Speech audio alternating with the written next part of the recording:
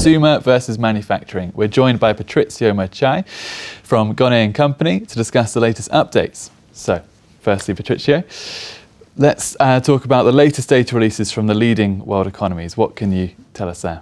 Yeah, you mentioned, consumer versus manufacturing. I mean, growth worldwide has been very much led by consumer spending, be it in the US, but even in Europe and everywhere actually. And what happened, for instance, with recent European data have been on the weak side.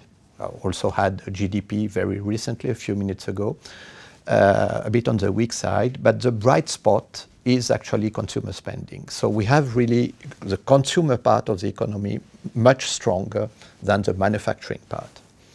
And this also has implications for investors because actually consumer discretionary sectors and other cyclical sectors have been a bit picking up recently.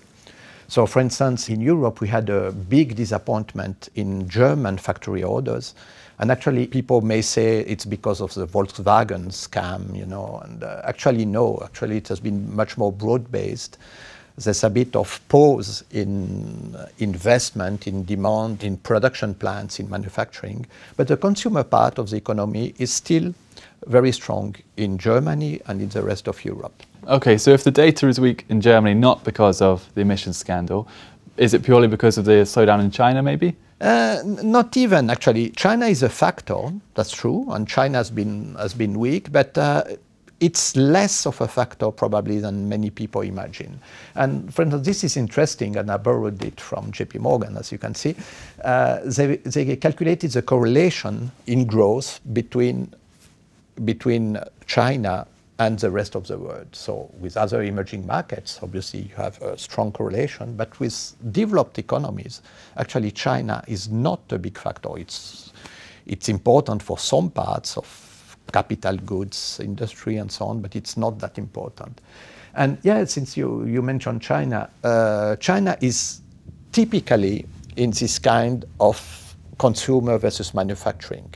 It has been on the weak side as well. You can see it on those charts.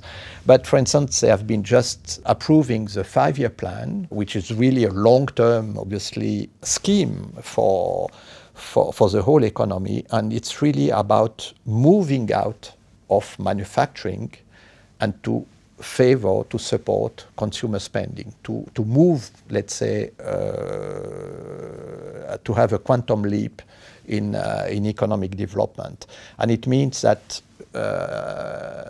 right now in China, consumer spending is already growing 3 times as fast as industrial production. It's still growing at a double-digit rate, where in IP is really dragging along, So that's really the way that has been indicated for development in China. Okay, so what about Japan then? Do they remain an exception to all this? Yeah, that's an interesting exception because Japan obviously has not the same growth rate as China, whatever. It's a much more mature economy and has been fairly slow.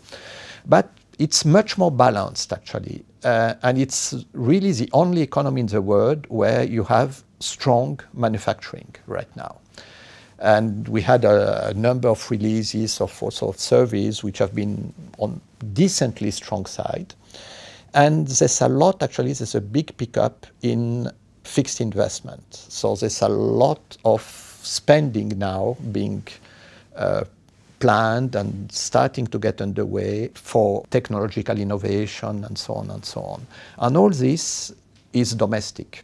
So it's really a demand from Japanese companies for more capital goods, for more technology, for more robotics, what have you. So it's an interesting part of, let's say, for the investor, once again, it's one part which is moving ahead. Okay, Patrizio, thank you very much. Welcome, thank you.